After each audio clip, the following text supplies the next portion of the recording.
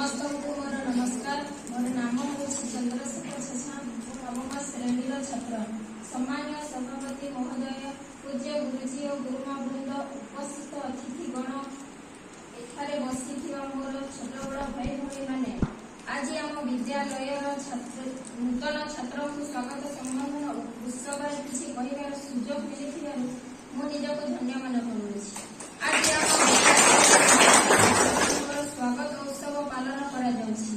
छात्र शब्दर गोटे प्रतिशब्द रही से शब्दटी है ब्रह्मचारी। ब्रह्मचारी अर्थ जी भगवान को सर्वदा खोजु थाई, भगवान निकटवर्ती होगा सदा सर्वदा चेष्टा कर तात्पर्य जीवन संग्राम आज आम प्रथम पहाचरे उपनीत। मु मोर सहपाठी भाई भौणी मान पक्षर आपण मानक स्वागत जनाऊँगी। आम विद्यालय आम विद्यालय शिक्षक शिक्षिका आमर पथ प्रदर्शक एवं मनीष परी मनीषीय कर से गुरुत्वपूर्ण भूमिका ग्रहण करती। आमे आज से गुरुत्वपूर्ण भूमिका ग्रहण करती। आमे आज मन रखा ए विद्यालय सुनाम रखा। अभिज्ञ शिक्षक शिक्षयित्री शिक्षादान मन दे शुणा, मन दे पाठ पढ़ा, नम्र विनयी हेबा, गुरुजी आदेश पालन करने, विद्यालय श्रृंखला सम्मान जेपरी आँच न आसी से प्रति सचेतन रहा। आम गाँ आमर जन्मभूमि, आम विद्यालय आम साधना भूमि। जेकोसी महापुरुषों जीवन पर्यालोचना कले जना पड़े विद्यालय माटी से जीवन गढ़ा। नाना उत्थान मध्य विद्यालय गति करने से आमको धैर्य धरवा मन रखा। Failure is the pillar of success. पराजय विजय अपूर्व स्तंभ। आमे भल हेबा, भल करिबा, भल देखिबा, गुरु कृपा पाइबा। संस्कृत रे कहा जायछि विद्या ददाति विनय, विनय जाति पात्रतम। अर्थात पाठ पढ़िले लोक विनयी हुए, विनय गुण द्वारा भल मनीषीय हुए। नेताजी सुभाष चंद्र बोस रेभेन्सा कॉलेज स्कूल में पढ़ुथिले।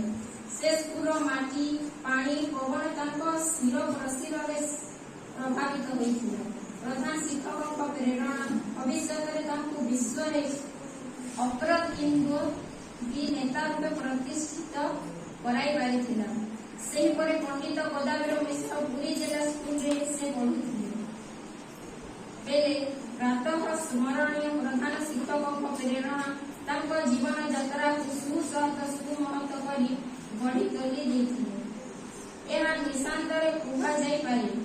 आमे आज एही पवित्र क्षेत्र रे एकत्रित होई शिक्षा लाभ करूछु।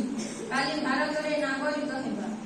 आज ठारो दृढ़ संकल्प नेबा, भल पाठ पढ़िबा, विद्यालय रे सुनाम रखिबा, पितामाता को आशा को साकार करिबा, तत् सहित समाज रे जण भल मनीष हेबा।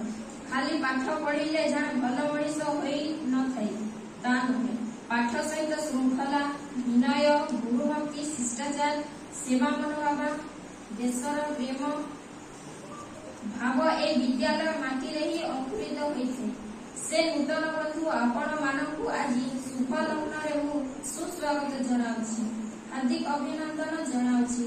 भल मनीष हेबा, भल समाज रे रहिबा एति कहि मु पुणी थरे आपण मानकु हार्दिक अभिनंदन व्यापक करी आपण मानकर सहयोग कामना करी मोर वक्तव्य शेष करुछि।